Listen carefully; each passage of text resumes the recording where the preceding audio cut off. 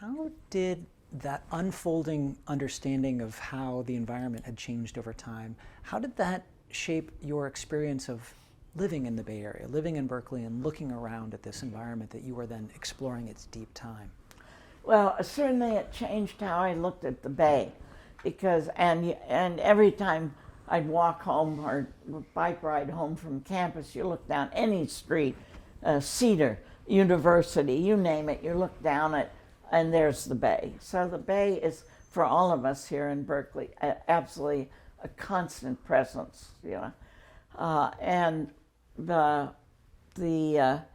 so it, to be able to see the Bay in 3 dimensions gave it a richness that I didn't have when all I saw was the surface waters or the concern for what's going around on the shoreline. And it also, of course, provides depth not only for the bay environment, the estuary, but for everything, for the parks and so on. One begins to think, well, what was it like 100 years ago, 1,000 years ago, 10,000 years? How has it gotten to be the way it is today?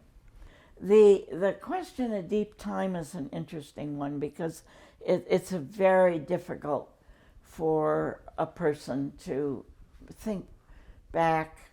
With luck we can think back 1,000 years, but 100 years is comfortable. A lot of people are living that long now, and we have ancestors, but to think 1,000,000, that's hard. And it took me a couple of years before 1,000,000 was very young, and before things at 100 million got to be rather old, and 1,000,000,000 got to be old. And that kind of time sense, I think, takes a lot of thinking and working with old things to develop. And I think most people don't have the opportunity to think enough and to move back enough to appreciate how old the Earth is and how the progression of life has been. So that life, is the organisms I've studied for my master's and that we know about and have read about are only 600,000 years old, because that's, the organisms go back 3.5 billion years when we had first life. But from 3.5 billion to 600,000, you couldn't see them.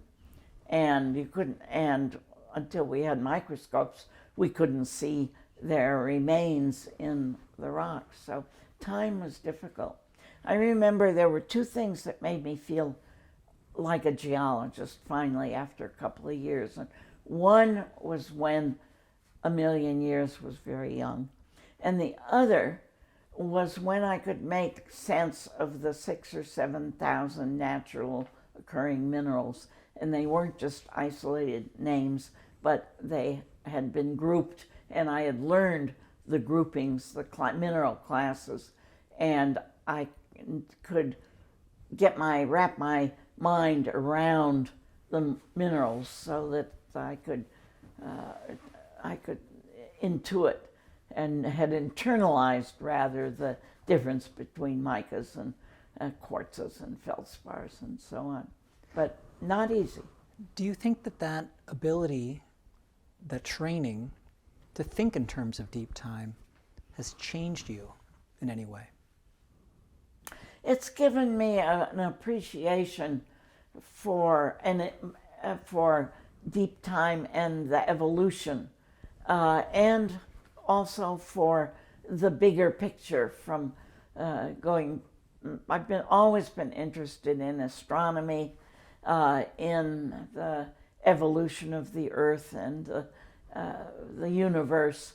And I think that comes out of not only the beauty of seeing the stars in the desert, but also this wanting to be more familiar, be more comfortable in deep time. I think the concept of depth is what what I associate with that. It rounds out and makes more rich one's personal environment.